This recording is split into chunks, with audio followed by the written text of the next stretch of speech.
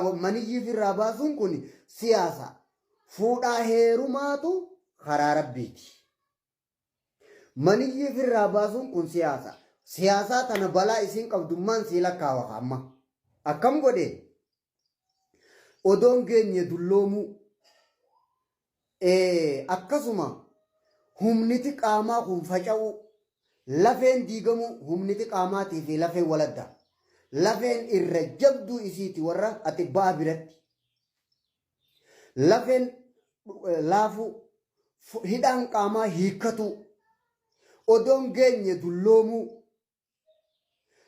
qaama kana keessa humna shanii jira jan aadaa ra'iisaa janii matootii ifii dhukkubsattu dhukkuba dabarsitu taakka ta ifii dhukkubsattu dhukkuba ifumarratti hambiftu lama hangana qooda warri atibbaa warri dhukkuba warri dhaabbata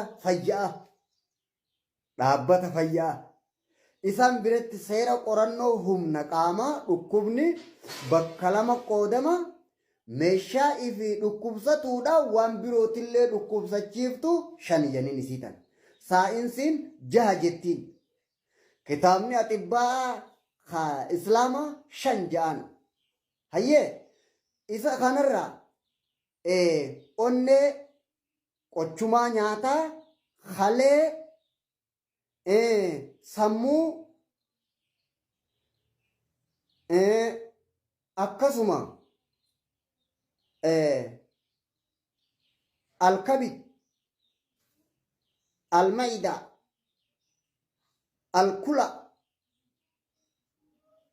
الفؤاد الدماغ جري خنن إسان تا إيجا دبرسيتو تنا إدانيف تيرو هايا جرى خانا ركوب سچيزيا ركوب دبرسارا كبر خون dhukkubsate taanaan hawaasaas dhukkubsachiise dhaaba jara kana dhukkubsachiise yan nyaanni karraan dalayne godhee cufee keenyaan magaazinni badeeti nyaataas balleeyse biyyaas balleeysa ganaa ni hiraami dhukkuba hiraaba akkana jaam qochumaan nyaataatii fi haleedhaa fi sammuudhaa fi onne'ee tiruu jarri kunneen warra maal ta'umma warra dhukkuba dabarsu ifii dhukkubsatu qofarratti noodha. Tiru rajijji jarri kun warra ifii dhukkubsatee ganda biroollee dhukkubsachiisu jedha. Kana fida jedha. Fideeti masheena ta'a jedha. Namni maniyyii harkaan firraa baase dhukkuba kana hunda qaba. Masheena ta'a. Warri maniyyii firraa baase masheena ta'a. Odoon geenye dhageessa odoon geenye jaartii biroo odoon geenye maniyyiin karatti harkaa ganna qaba. Akkamiin siin jee nagaraalle. Laal amma akki taatu makiinaa fuudhee biyyee fuudhee makiinaa kaanirra naqu nagarree makiinaa kaanirra kana qusan hoggaa naquu deemu borri. Makiina kaanirra biyyee fuudhee isaa naquu deemu. Makiinaan inni irra naquu deemu odoo isa jala asin dhufne yoo fidee lafa tanan naqee yaa galli qisaas nurraa ka'e jedhiin mookam bilaasha hammaaree fidee bara. Abookkiin siin jee bishaan odoo iddoodhaan hin geenye tiinii obaasaa afaan biyya teenyatti hin beektu tokkotti hoo. Akkiin jee.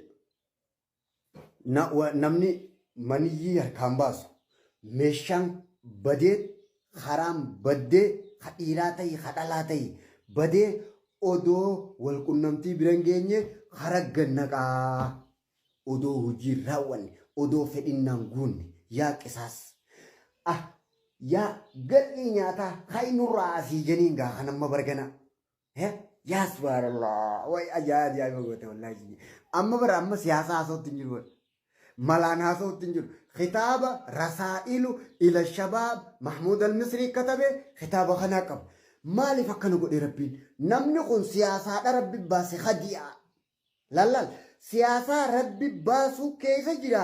Namtichi siyaasaa rabbi baase jazaa akkana harkatu qaba laal. Akkasuma dhukkuba isaa kana keessatti nyaataa dhugaatiin fedhe balqamaan qabamu. Waa hedduu keessa jira. Haa yeroodhaaf amma kanumaati maal hajuu masheena ta'uu odoon geenye dulloomu karaan badu kalaas ni diigama. Laal wanni akkas ta'eef jee qorattoonni kiyyaan hogguu maniyyeef irraa baasu san dirqiidhaan baasa jedhan. Dirqiin baafnaan karaan kun diigamee bakka baduudha jedhan. Akkana tahaa haaya rabbiin ilmaan islaamaa jalaa haa baasu. Aadaa sirriyaa jee saayinsoonni aadaa sayyaa jeen ulamaan akkana jeetiin gaafii as duraa keessatti waa'ee hukumii maniyyii harkaan firraa baasuu juu gaafii fi deebii jetturratti deebiseetiin ture haa amma arraaf kanuma. Assalaamu alaikum warahmatullaahi wabarakaatu.